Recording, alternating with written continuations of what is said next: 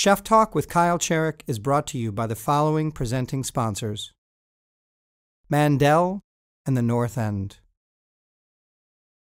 For more information on these or other supporting sponsors, please click on the banner ads to the right of the Chef Talk episodes for links directly to their websites.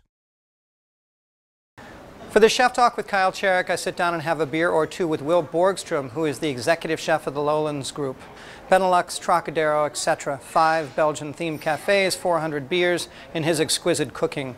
He is a world-traveled chef, 27 years, major hotel groups, Hong Kong to Cleveland, and it shows in his cooking.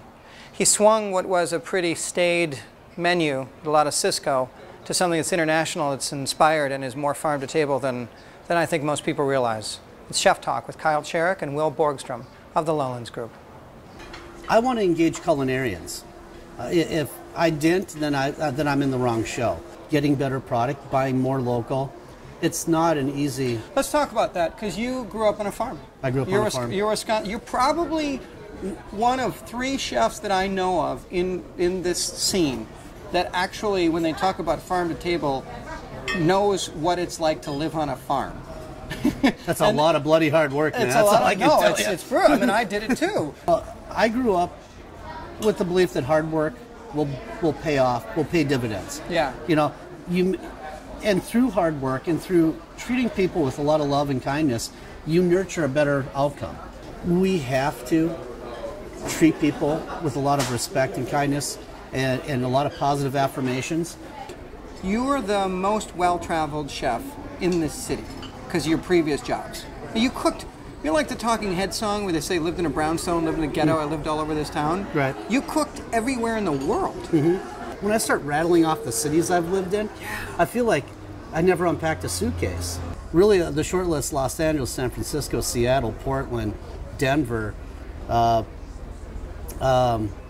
Scottsdale, Arizona, Minneapolis, St. Paul, Chicago, Indianapolis, St. Louis, Cleveland, Cincinnati, Dayton, Ohio, Pittsburgh, Philly, D.C., Miami, Charlotte, Boston, Providence, New York, in Hong Kong, Japan, Spain, Switzerland, London, and that's it.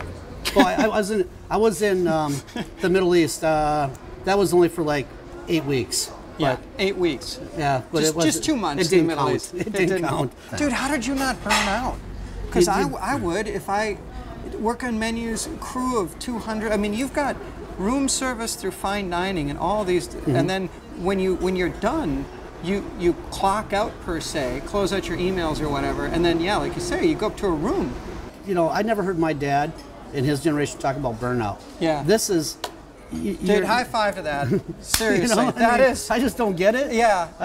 So you eat out 7 nights a week. I ask everybody this question. I'm getting tired of it. What do you think of the Milwaukee culinary scene? But more like, where do you see yourself, not Lowlands, but yourself in what the other chefs are putting out? I can't be Ross at Odd Duck. Yeah. Nor do I want to be, because he plays to a very small audience. You know, see 1880, you know, Pastige. You know, these are 2 of my favorite restaurants in town because I don't know the guys behind the stove, but I know that they care.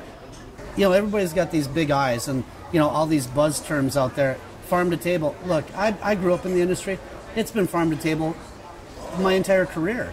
It's become a buzzword, and it's so beleaguered with me. Yeah. It's like, you know, artisanal this. Anybody who loves what they do is an artisan. I don't care if he's making cheese whip down the street. When you look at, okay, here's a Cargill product, or here's from Joe Blow out in Mill City who's growing asparagus, I'm going to pick him. Why? Because he needs me to pick him. He needs me to pick him. Yeah. And he needs you to pick him next year. And next year. And the year after that. You know why? Because I owe something to the guy who wants to make a difference and who wants to do things without pesticides, herbicides, and all the other crap that's laden in our food. Are we bringing to the table wholesome food? The answer is yes. Yeah. In my heart of hearts, I can look you in the eye and say, yes, we are. Well, you swung the Queen Mary 179.9 degrees. But you know how I did it? I'm a conductor, but the orchestra plays the music. Yeah. If I don't come here and try to inspire and engage people, souls, then I shouldn't be in the job I'm at.